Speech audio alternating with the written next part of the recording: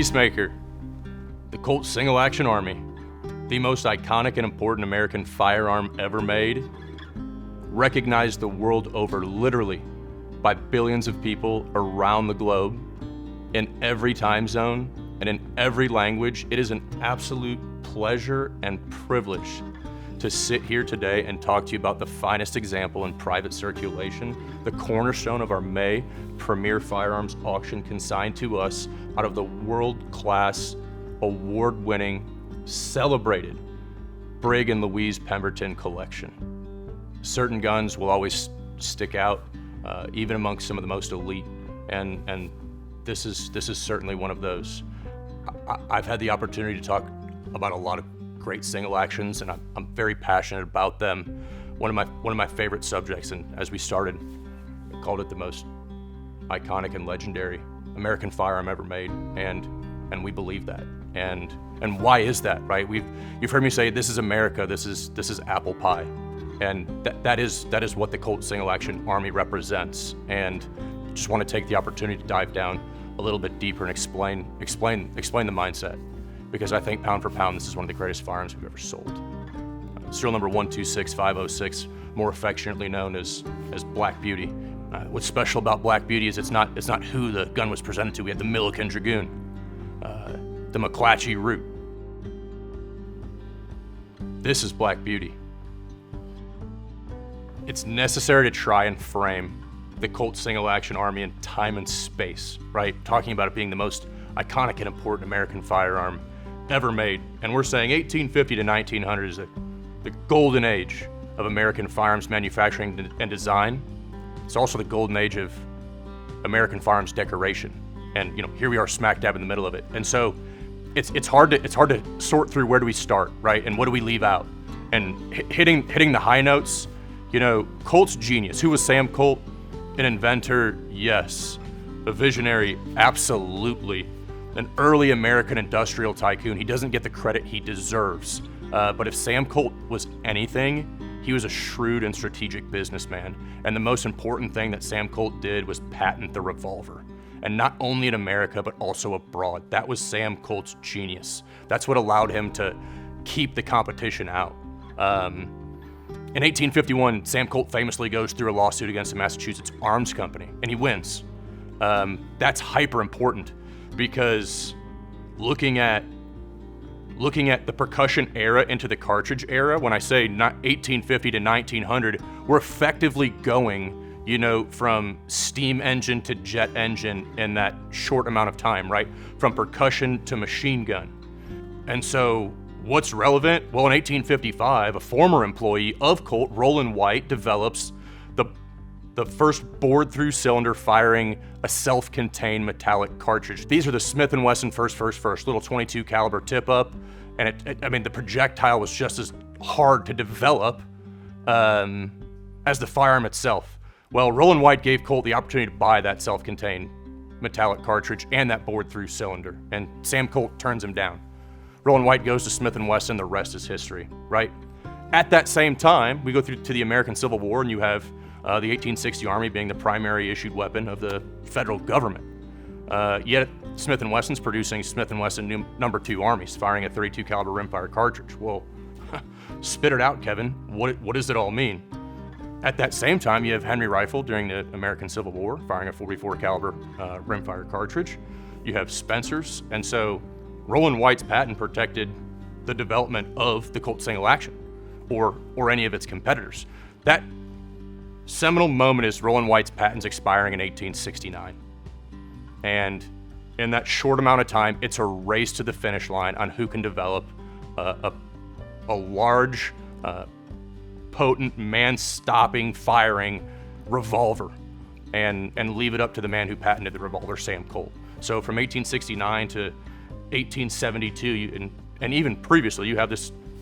Look at all the cartridge conversions coming out of Colt at that same time, right? 49s, 51s, 60s, 61s, all these interesting cartridge conversions that are coming out. Well, they hit the ground running in 1871, 1872 at the open top, which eventually led to the development of the Colt Single Action Army. There's only approximately 8,000 of those 71, 72 open tops.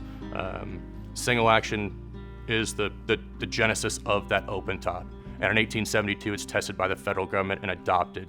And the model of 1873, the Colt Single Action, what we think was actually adopted in 1872 by the federal government. Serial number 1's produced in 1873. This is the story of the Colt Single Action Army.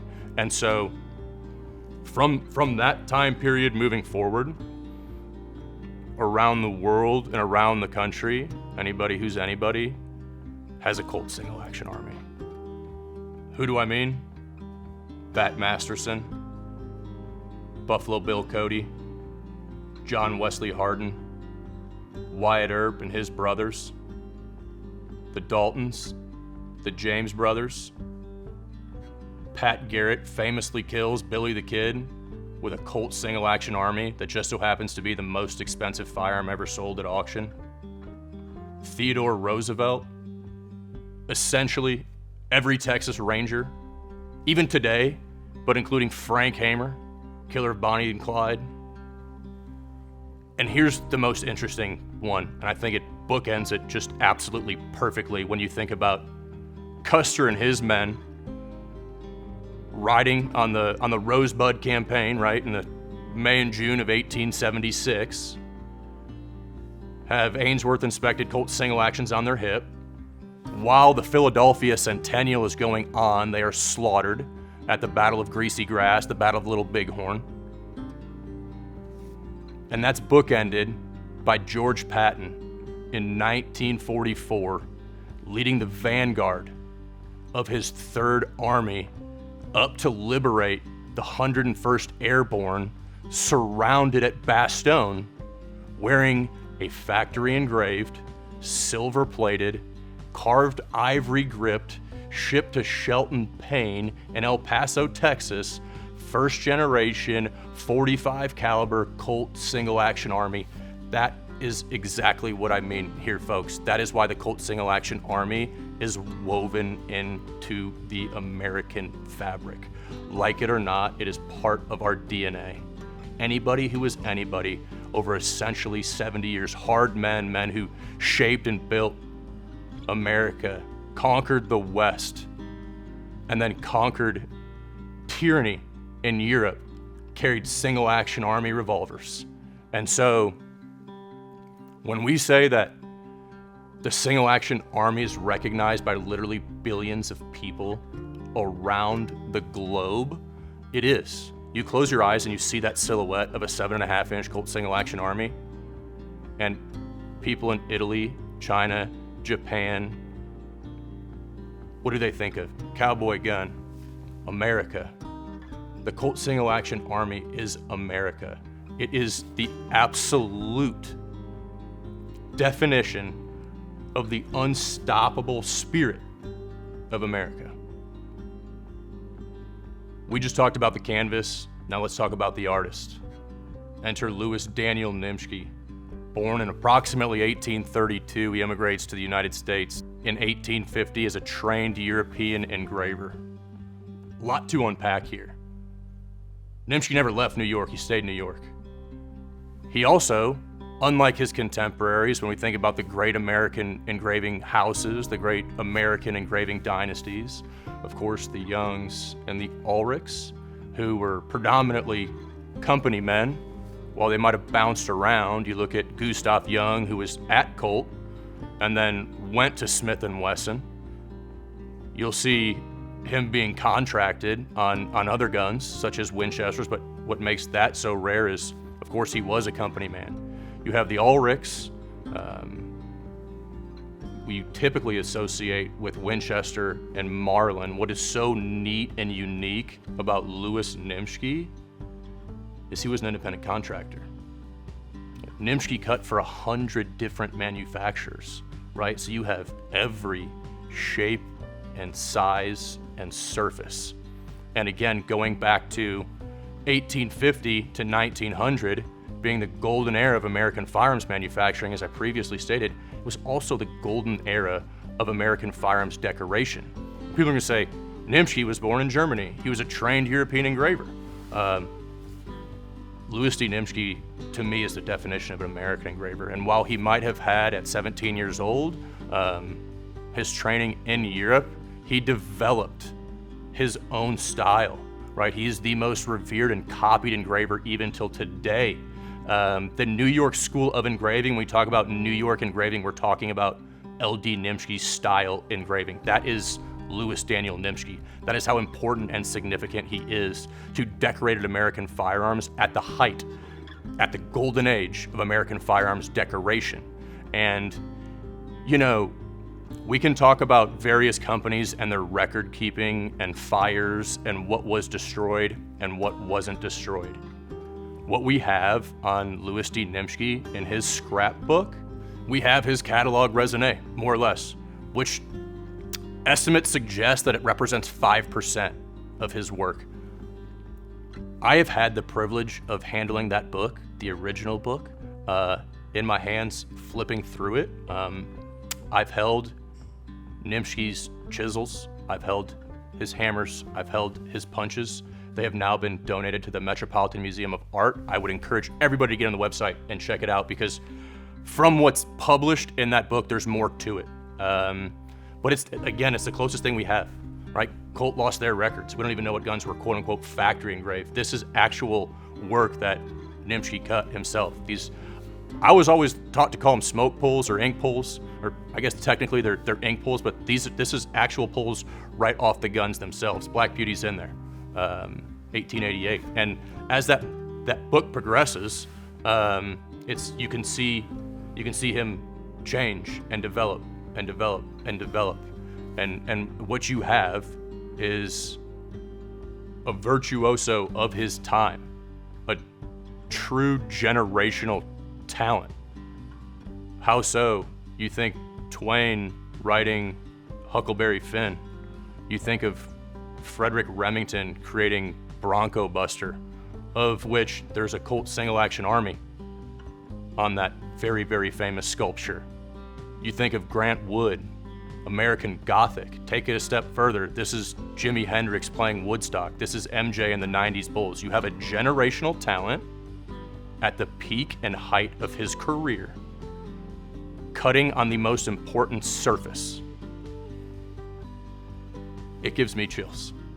Now, you flip through that scrapbook and try to identify Nimschke's true masterpieces, and masterpieces in every sense of the word, the best of. And I identified 5, and I'm sure people will argue with me. That's fine. We have handled and seen most of these guns. The first gun that I would identify, trying to do it chronologically, would be the gold inlaid Billinghurst buggy rifle. That gun is gold inlaid. It's photographed in black and white. I've never seen that particular gun. I would love to. The second one being a very famous and rather cool sliding dagger Marston that just looks like an absolute piece of jewelry. I've never handled or seen that gun. I've seen photographs of it. That gun is also gold inlaid. The third of his masterpieces, I would say, is the gold inlaid Manhattan Navy, attributed as presented to Confederate General Beauregard. That gun is also gold inlaid and has extraordinary carved ivory grips. We sold that gun in 2020 for approximately $230,000 off the top of my head. The fourth being the absolutely exquisite solid silver Winchester 1866. Done in the later half of the 1860s, I believe in 1868. We sold that gun for a sneeze under $1 million. I believe it was $977,000. The last being serial number 126506, cut in 1888 at the absolute zenith of Louis Daniel Nimschke's career, Black Beauty. Shipped June 2nd of 1888 to H.C. Furman in New York City with a 7.5-inch barrel, hard rubber grips, shipped soft. H.C. Furman is relatively insignificant, but significant in the sense that they retailed for Remington and his shop was less than a mile from Nimschke's in New York. So it makes total sense. So in the summer of 1888, 3 years after the construction of the Statue of Liberty, you might be looking at it outside of his window, Louis Daniel Nimschke, at 55 years old, goes to work on serial number 126506, Black Beauty. And what a job he did. The gun was presented to the President of Mexico, Manuel Gonzalez. We do not know when the gun was presented or why the gun was presented. We're just thankful that it was. We actually sold another absolutely world-class exquisite gun presented by the President of France to the President of Mexico, who was at the time Manuel Gonzalez, in the epic carved ebony La Paz shotgun that we sold in 2024. That gun was presented to Manuel Gonzalez. He preceded Porfirio Diaz. We know Porfirio Diaz had a sweet tooth for exceptional embellished firearms, and most of that collection, while some of it was sold off, resides at the Military Institute in Ontario. So we have precedent of these world-class guns being presented to the President of Mexico. So let's take apart the history of the gun being discovered. What we know is that in 1971, Mexico changes their firearms laws. And legendary South Texas collector with extraordinary roots in northern Mexico had befriended the Gonzalez family, and that's where this gun came from. So it was discovered by legendary collector Enrique Guerra essentially in the summer of 1971. We have letters and documents that accompany this that kind of talk about Guerra knowing about the gun existing, and then 71 being that moment in time when, hey, this thing's got to go. Guerra paid $5,000 for this gun in 1971 and kept it until 1988, essentially 100 years after Nimschke went to work on it. It was then sold to Jack Slaughter in 1988, 100 years after Mr. Nimschke went to work on it, for a sum of $75,000. In our doc folder, it talks about Guerra suggesting this is the only gun that he regretted selling in his entire life. I think that's just a really relevant topic when it comes to fine and historic firearms in general. But you're going to see this theme kind of develop and continue, because several short years later, approximately 1992, Slaughter sells the gun to Ray Bentley for a reported sum of $300,000. Ray Bentley kept the gun for either 2 or 3 years when it's sold to Rock Island Auction's very own Richard Ellis in 1995 for almost double the price.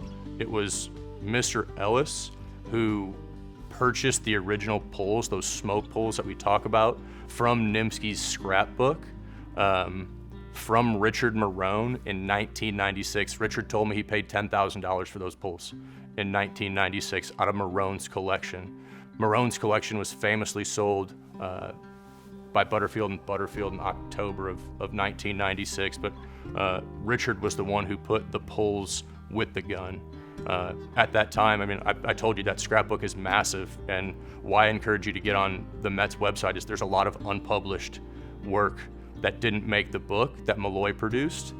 Get on the website and look. There's great stuff in there. Luckily, Richard put the pulls with the gun. I think it's the only example known where we have the original pulls taken by Louis D. Nimschke himself with the piece. That just kind of checks another box for us. And going through them, you have Nimschke's handwriting, firm in 1888, written on the pull with the monogram. You flip them over, and there's his fingerprints. It's just the most intimate experience you can have with something so important. It really brings it to life. And from Richard, it went to Joe Murphy. Joe Murphy, it would go to Brigham Pemberton in 2004.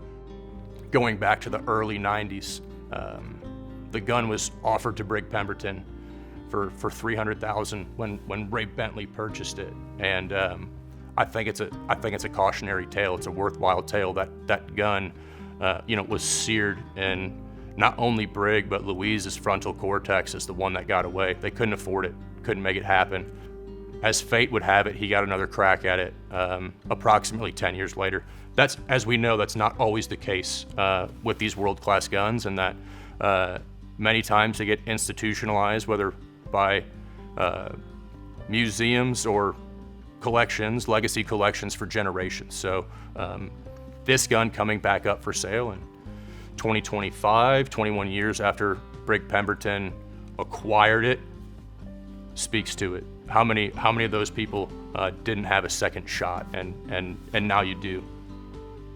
There's a great letter from 2004 from Joe Murphy to Brig Pemberton shortly after he acquired the gun. And what's telling and why is that important when we're trying to establish is this or isn't this, or what is the finest Colt single action?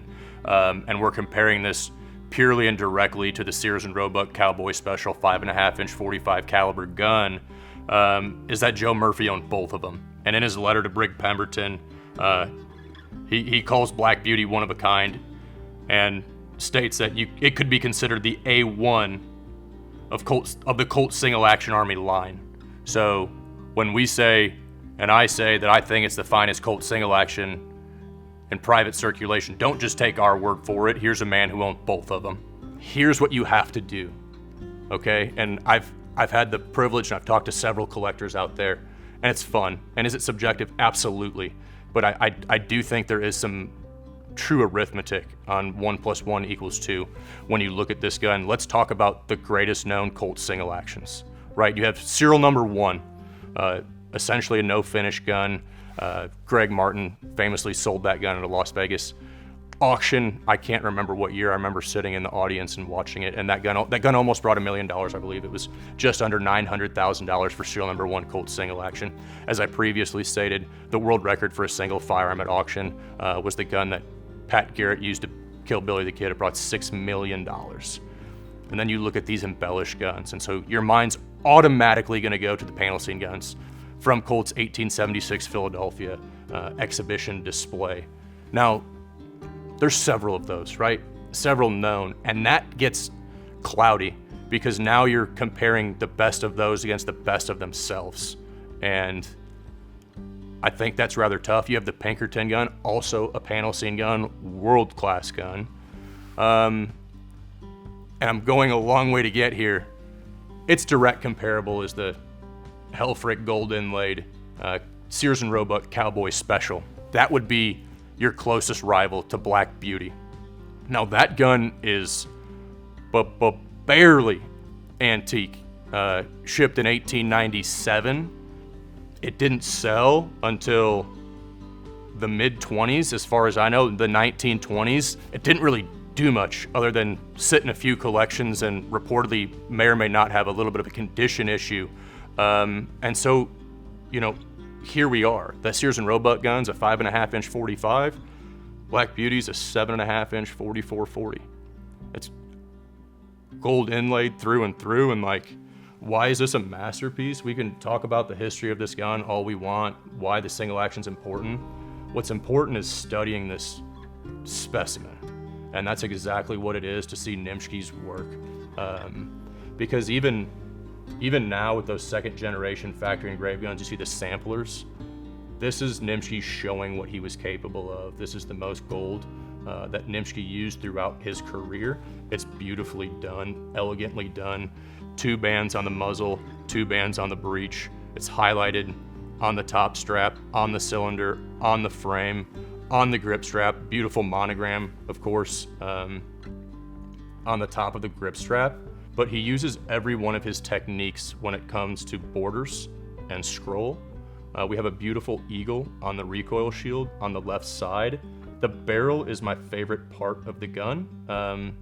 We have splashes, we have scrolls, we have punch dot, we have zigzag, we have borders. The double banded gold inlaid border, fantastic. And the gun is proudly signed. It's not hidden, you don't have to look for it. The gun is proudly signed here on the right side of the barrel, just in front of the ejector housing, LDN. And again, when you read that documentation folder, they didn't find the signature until it had kind of gone through a few collectors, which is interesting because it's not hidden. And we talk about hidden signatures from some of these engravers. This gun is proudly signed LDN on the right-hand side. We had the opportunity to feature Black Beauty in our December 2024 Premier Firearms auction, and